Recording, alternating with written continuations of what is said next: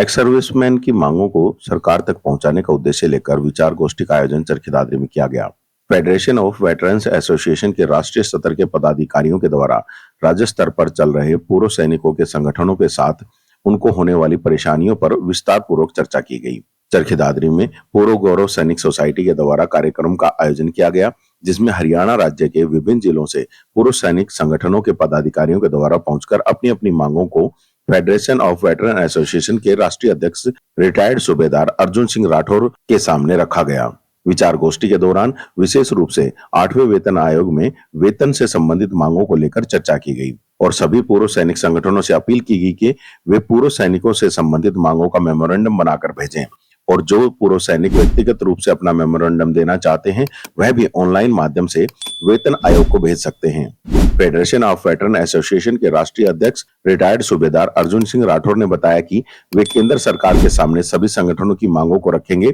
साथ ही उन्होंने कहा कि बिना संगठन के कोई भी कार्य नहीं हो सकते हैं, इसलिए संगठन को मजबूत बनाने का प्रयास भी करें। अभी तक उनके संगठन को 165 संगठनों का साथ मिल रहा है, इसलिए वे सभी राज्यों के पूर्व सैनिकों की मांगों को बेहतर तरीके से उठा पा रहे हैं। 8वें वेतन आयोग में वेतन विसंगतियों को दूर करवाने के लिए अलग अलग जगह पर पहुंचकर बैठकें की जा रही हैं और इन बैठकों में सभी पूर्व सैनिकों से सुझाव मांगे जा रहे हैं। सभी सुझावों को एक साथ वेतन आयोग के सामने रखेंगे ताकि भविष्य में किसी तरह की वेतन विसंगतियों का सामना न करना पड़े। इन बैठकों के माध्यम से ओआरओपी में बनी वेतन विसंगतियों को भी दूर करवाने की मांग उठाई जाएगी। बैठक के दौरान पूर्व सैनिकों ने भी अपनी अपनी मांगों को साझा किया, जिसमें मुख्य रूप से ओआरओपी की वेतन विसंगतियों को दूर करवाने की अपील की गई। फेडरेशन ऑफ वेटरन्स एसोसिएशन जो कि एक ऑल इंडिया लेवल का पूर्व सैनिकों का सबसे बड़ा मंच है और इसके साथ में 165 एसोसिएशन थ्रू आउट इंडिया से एफिलिएटेड है। तो हम लोग अलग अलग राज्यों के अंदर जा कर के हमारी जो यूनिट्स हैं जो एफिलिएटेड हैं उनके साथ मिलकर के बातचीत करते हैं। आज यहाँ पे जो है पूर्व गौरव सैनिक सोसाइटी चरखी दादरी है, उसके तत्वावधान के अंदर यहाँ पे आज की इस मीटिंग का आयोजन किया गया था, जिसके अंदर हरियाणा से जुड़े हुए जितने भी संगठन है वो और केंद्रीय कार्यकारिणी यहाँ पे पूरी आई थी।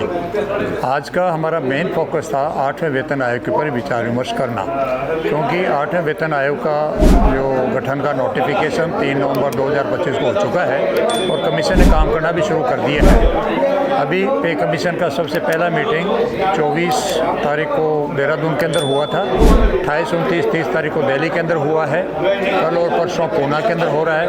हम इसके लिए पे कमीशन के जो काम करने का तरीका है इसको अप्रिशिएट करते हैं कि पहली बार इस प्रकार से जो इतनी पारदर्शिता के साथ में पे कमीशन जो भी स्टेक होल्डर्स हैं उनसे संपर्क कर रहा है, मिल रहा है, उनके राय और उनकी मांगे मान रहा है। आपने ऑनलाइन भी मांगे जो थी डालने के लिए बोला है, एजेंडा जो है वो डालने के लिए बोला है, तो ऑनलाइन किस पोर्टल के माध्यम से जो तमाम सैनिक हैं और वो अपने एजेंडे को डाल पाएंगे? इसमें ऐसा है कि आज तक का जब भी पे कमीशन कोई बैठा है तो वो कहाँ से वो बैठ करके लोगों के स्टेट बातें पता नहीं चलता था, पहली बार ओपन में आया है और इनका एक साइट है 8cpc.gov.in। इसके ऊपर उन्होंने एक साइट पे पोर्टल बनाया है और एक स्ट्रक्चर फॉर्मेट उन्होंने डिज़ाइन किया है।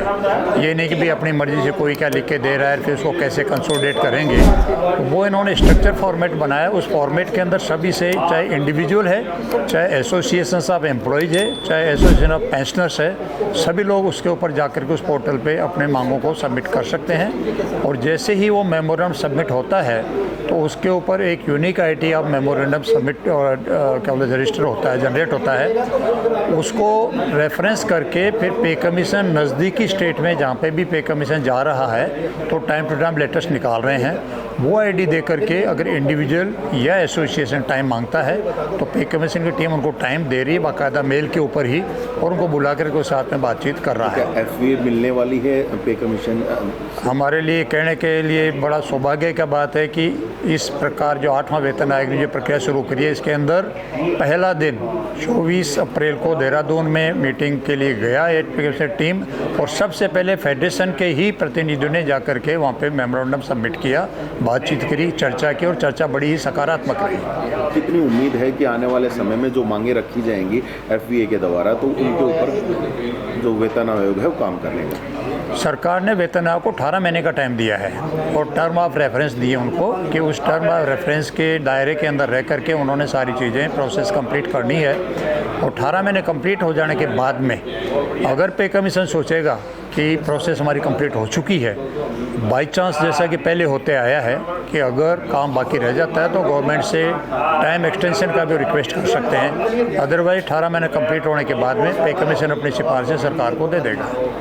आज काफ़ी सारे सैनिकों के द्वारा आपको कुछ मांगे बताई गई हैं, तो क्या उनको भी आपके एजेंडे में शामिल किया जाएगा? बिल्कुल, अभी तक हमने करीब 22-23 मांगे ऑलरेडी डिमांड दे करके और उनके ऊपर चर्चा भी कर चुके हैं। लेकिन अब जैसे हमने अभी 26 तारीख को हमने जम्मू कश्मीर और पंजाब वालों से बातचीत करा था, आज यहाँ पे कर रहे हैं, 10 तारीख को दिल्ली में कर रहे हैं, 17 तारीख को अमृतसर में कर रहे हैं। तो जो भी कोई नए पॉइंट्स अगर आ रहे हैं तो उनको इंक्लूड करके जो फ्रेश हम मेमोरेंडम डालेंगे उसके अंदर इंक्लूड करके वो भी भेजेंगे। OROP की जो वेतन विसंगतियाँ थी, क्या अब इस वेतन आयोग में उनको ठीक कराने का प्रयास किया जा रहा है? डेफिनेटली जो उनका क्वेश्चन नंबर 9 है इस बार का जो स्ट्रक्चर फॉर्मेट है उसके अंदर OROP मेन मुद्दा है।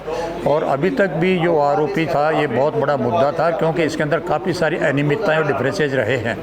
और हमने पे कमीशन से डिमांड करी है कि पे, सैलरीज, पेंशन, अलाउंसेज फिक्सेशन करने से पहले OROP की जो अनोमलीज हैं उनको पहले रेक्टिफाई किया जाए। अदरवाइज जो डिफरेंस अभी तक चल रहा था वो आगे भी चलता रहा है और वो डिमांड वहाँ की वहीं बनी रहेगी।